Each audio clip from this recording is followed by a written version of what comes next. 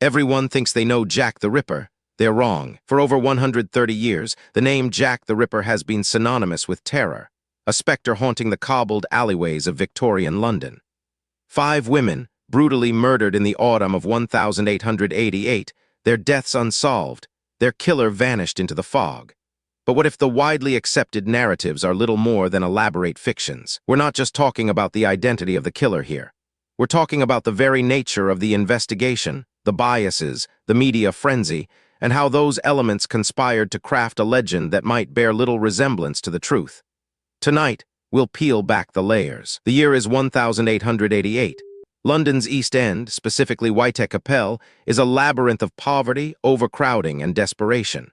Prostitution is rampant, a stark reality for women struggling to survive. This grim backdrop provided the perfect canvas for a monster to emerge. Mary Ann Nichols, Annie Chapman, Elizabeth Stride, Catherine Eddowes, and Mary Jane Kelly.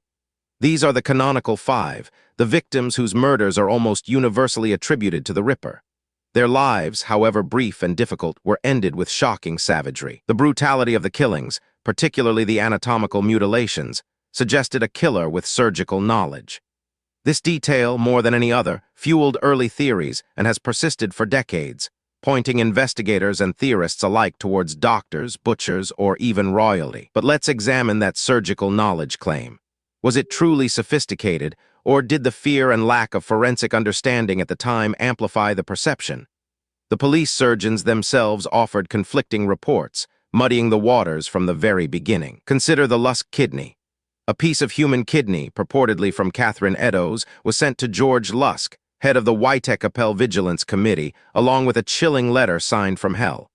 This became a cornerstone of the Ripper legend. However, forensic analysis of the kidney in modern times has been impossible.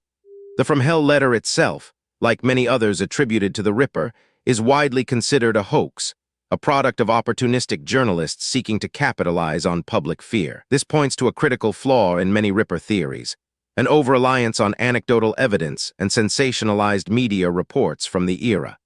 The lines between fact and fabrication were often blurred, sometimes intentionally, to sell papers. One of the most persistent theories implicates Prince Albert Victor, Duke of Clarence and Avondale, Queen Victoria's grandson. The royal conspiracy suggests the murders were carried out to cover up a secret marriage and an illegitimate child. The theory gained traction in the 1970s, fueled by speculative books. Proponents point to the prince's supposed mental instability and alleged syphilis. Yet there's no credible evidence placing him in Whitechapel at the time of the murders. It's a grand narrative, but little else. Another prominent suspect is Aaron Kosminski, a Polish Jewish barber. In 2014, DNA analysis on a shawl purportedly found at Catherine Eddowes' crime scene was claimed to link him to the murders. This seemed to be the breakthrough everyone had waited for. However, the scientific community quickly raised serious questions. The shawl's provenance was questionable, its chain of custody broken for over a century. Contamination over time became a significant concern, casting doubt on the entire DNA claim. The enduring appeal of these theories, even those with shaky foundations, speaks to our desire for closure. We want a name, a face, a motive to make sense of the senseless. But sometimes the most satisfying answer isn't the most accurate. Consider Dr. Thomas Cutbush. He was confined to Broadmoor Criminal Lunatic Asylum shortly after the Ripper murders for attacking women with a knife. He certainly had the profile and the location. Was he the Ripper, conveniently locked away? Cutbush's confinement did coincide with the end of the canonical murders. But again, concrete evidence linking him directly to the 5 victims remains elusive. It's an intriguing possibility, one that fits neatly but lacks definitive proof. Then there's Walter Sickert, the painter. His dark, atmospheric art often depicted bleak London scenes and women in distressed states. Patricia Cornwell's book Portrait of a Killer argued compellingly for his guilt, based on handwriting analysis and circumstantial evidence. Cornwell invested heavily in her research, even buying some of Sickert's paintings.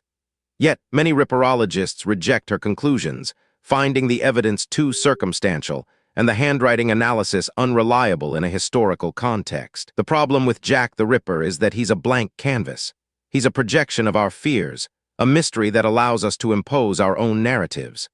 The lack of resolution breeds an endless cycle of speculation, each theory more elaborate than the last. It's a phenomenon we see in many historical unsolved cases. The fewer facts, the more room for myth.